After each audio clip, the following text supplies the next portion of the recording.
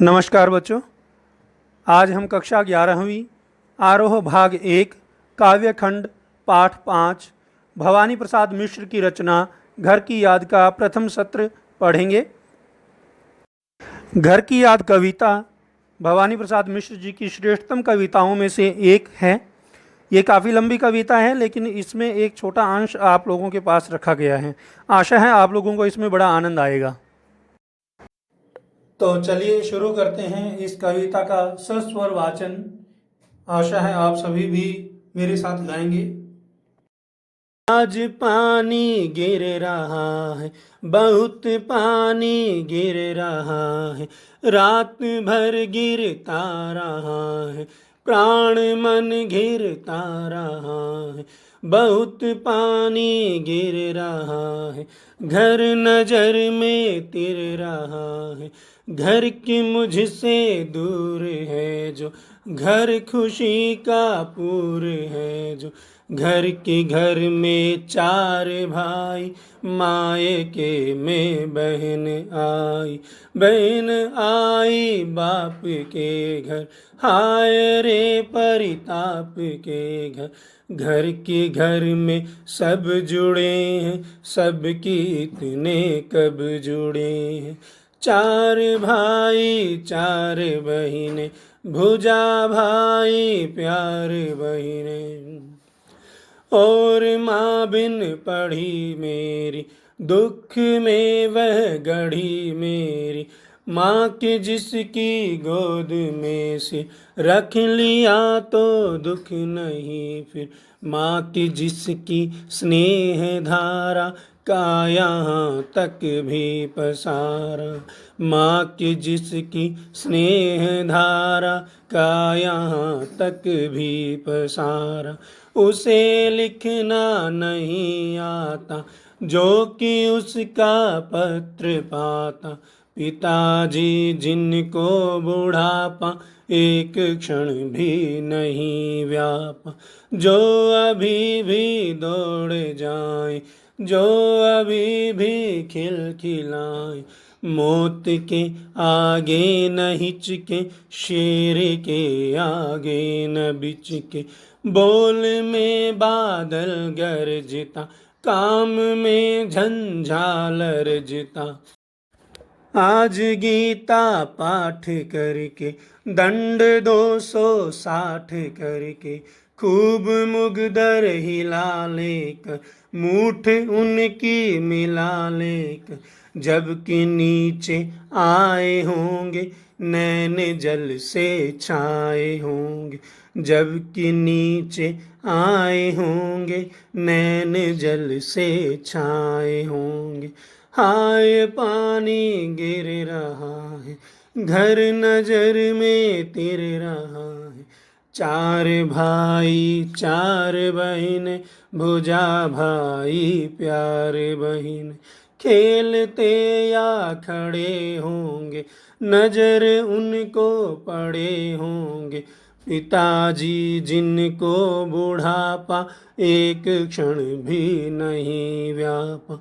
रो पड़े होंगे बराबर, पांचवे का नाम लेकर, पांचवा मैं हूँ अभागा, जिसे सोने पर सुहागा, पिताजी कहते रहे हैं, प्यार में बहते रहे हैं, पिताजी कहते रहे हैं, प्यार में बहते रहे हैं, आज उनके स्वर्ण बेटे लगे होंगे उन्हें हेटे, क्योंकि मैं उन पर सुहागा बंधा बैठा हूँ अभागा, क्योंकि मैं उन पर सुहागा बंधा बैठा हूँ अभागा।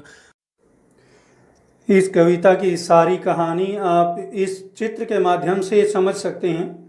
एक और देखिए, सलाखों के पीछे भवानी प्रसाद मिश्र और दूसरी ओर खिड़की से बाहर झांकते हुए उनके पिता, उनके बहन भाई वहाँ पर बैठे हुए दिखाई दे रहे हैं।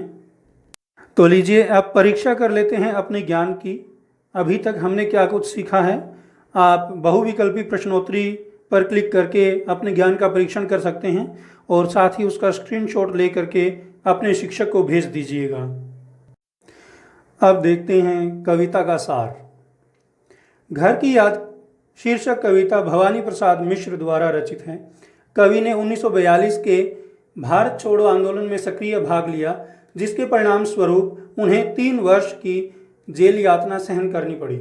सावन के महीने में बरसते बादलों को देखकर कवि को घर की याद आती है और वह अपने पिता को संदेश भेजते हैं कि जेल में उनका 5वां पुत्र भवानी बिल्कुल प्रसन्न है,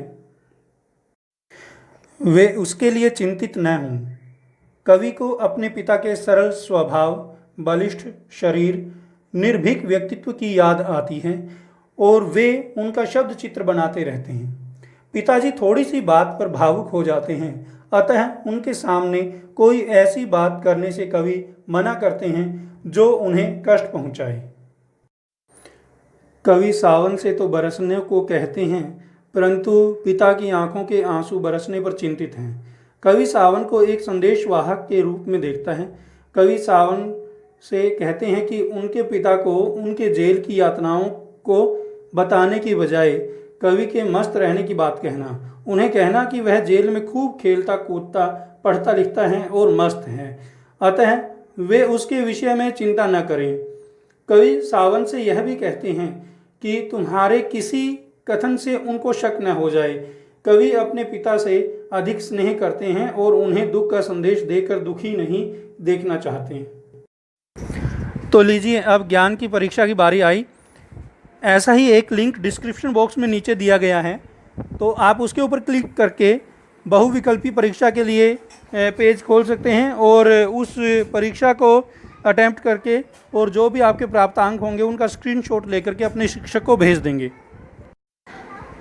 अब काव्यांशों पर आधारित शब्दार्थ, काव्य सौंदर्य व प्रश्नोत्तर।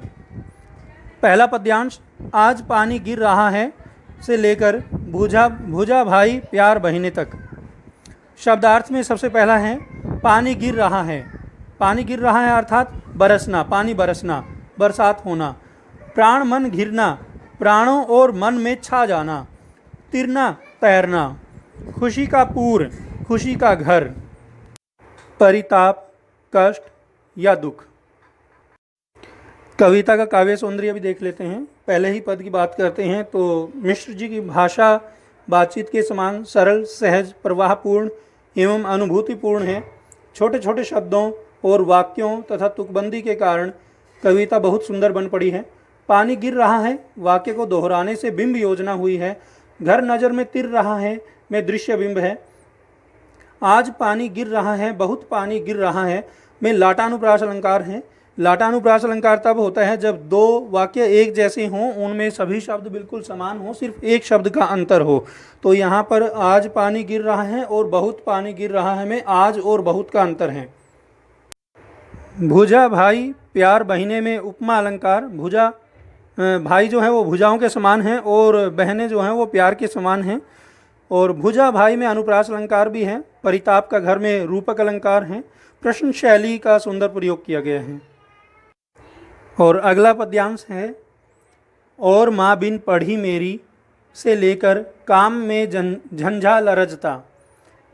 इसमें कवि के मातृप्रेम तथा कवि की माता की ममता का सजीव एवं प्रभावी चित्रण हुआ है।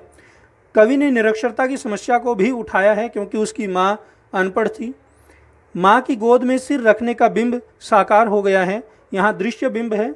पसारा शब्द का विशेष एवं सुंदर प्रयोग किया गया है। दूसरे पद्यांश में कवि ने पिताजी की बहादुरी एवं जिंदादिली का बड़ा सुंदर चित्रण किया है। वीर रस का प्रयोग हुआ है। बुढ़ापा नहीं व्यापा में विशेषोक्ति अलंकार हैं क्योंकि यहाँ पर बुढ़ापा होते हुए भी बुढ़ापा नहीं आया। अभी भी में भी की आवृत्ति में अनुप्रास और स्वर मैत्री अलंकार दोनों हैं। यहाँ पर भ की आवृत्ति से अनुप्रास अलंकार हैं और ई की आवृत्ति से स्वर मैत्री अलंकार हैं। जहाँ पर एक ही स्वर की मात्रा बार बार आती जाए तो वहाँ पर स्वर मैत्री अलंकार होता है। बोल में बादल गरजता और काम में झंझा लरजता में उपमा अलंकार हैं। इसमें बोल में बादल की गर्जन जैसी गर्जन बताई गई है और काम में बिजली के समान तेजी बताई गई है, इसलिए यहाँ पर उपमा अलंकार ही है। अगला पद्यांश है, आज गीता पाठ करके से लेकर घर नज़र में तिर रहा है, और उससे अगला पद्यांश भी साथ में है, 4 भाई 4 बहिनें, और अंतिम लाइन है, 5वें का नाम लेकर। इसमें कवि ने अपने पिता के स्वस्थ किंतु भावुक व्यक्तित्व का सुंदर चित्रण किया है। उनके पिता तन से कठोर लेकिन मन से कोमल हैं, वह धार्मिक व्यक्ति हैं। जैसे कवि कहते भी हैं कि आज गीता पाठ करके दंड 260 करके। भवानी का परिवार संयुक्त परिवार का आदर्श रूप कहा जा सकता है, जिसमें भाई और बहनों के बीच गहरा लगाव है। भाई के लिए भुजा की उपमा अत्यंत सुंदर बन पड़ी है। भुजा भाई में उपमा और अनुप्रास दोनों का संगम है। भुजा में भ है, भाई में भी भ है, तो अनुप्रास अलंकार भी हो गया। और पिता के रोने का दृश्य बिंब साकार हुआ है। और अगला पद्यांश है, 5वां मैं हूँ अभागा से लेकर बैठा हूँ अभागा। इसमें पिता पुत्र का गहरा प्रेम अभिव्यक्त हुआ है। कवि का अपने आप को अभागा कहना उसके परिवार प्रेम का परिचायक है। सोने पर सुहागा मुहावरे का सुंदर प्रयोग हुआ है। कहते रहे हैं बहते रहे हैं में अनुप्रास अलंकार है, ह वर्ण की आवृत्ति हुई है। जिसे सोने पर सुहागा में भी अनुप्रास अलंकार है, और होंगे उन्हें हेटे तथा बंधा बैठा हूँ में भी अनुप्रास अलंकार है। तो इस तरह काव्य सौंदर्य समाप्त होता है। अब काव्य सौंदर्य में हमने क्या सीखा उसकी परीक्षा ले लेते हैं। ऐसा ही एक लिंक डिस्क्रिप्शन बॉक्स में मैंने रखा हुआ है, उस पर आप क्लिक करेंगे तो बहुविकल्पी परीक्षा खुलेगी। आप उसको ज़रूर अपने ज्ञान की परीक्षा के लिए आजमाएं। अब देखते हैं इस कविता की महत्वपूर्ण बातें। कवि 1942 के भारत छोड़ो आंदोलन में सक्रिय भूमिका के लिए जेल में बंद है। सावन के महीने में बरसते बादलों को देखकर कवि को घर की याद आती है। वह अपने पिता को संदेश भेजती हैं कि जेल में उनका 5वां पुत्र भवानी बिल्कुल प्रसन्न है। इसके लिए वे बादल को अपना संदेशवाहक नियुक्त करते हैं। वे अपने पिता को कहते हैं कि वे उसके लिए चिंतित न हों। कवि को अपने पिता के सरल स्वभाव, बलिष्ठ शरीर, निर्भीक व्यक्तित्व की याद आती है और वे उनका शब्द चित्र बनाते रहते हैं। शब्द चित्र का यहाँ अभिप्राय है कि कवि अपने शब्दों के माध्यम से व्यक्ति का चित्र सा खींच दे, बिंब योजना साकार कर दे। ये कुछ और बातें हैं जिनका उत्तर आप दे सकते हैं।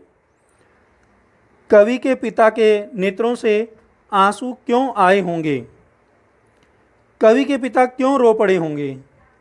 कवि जेल में बैठे हुए क्या कल्पना करते हैं?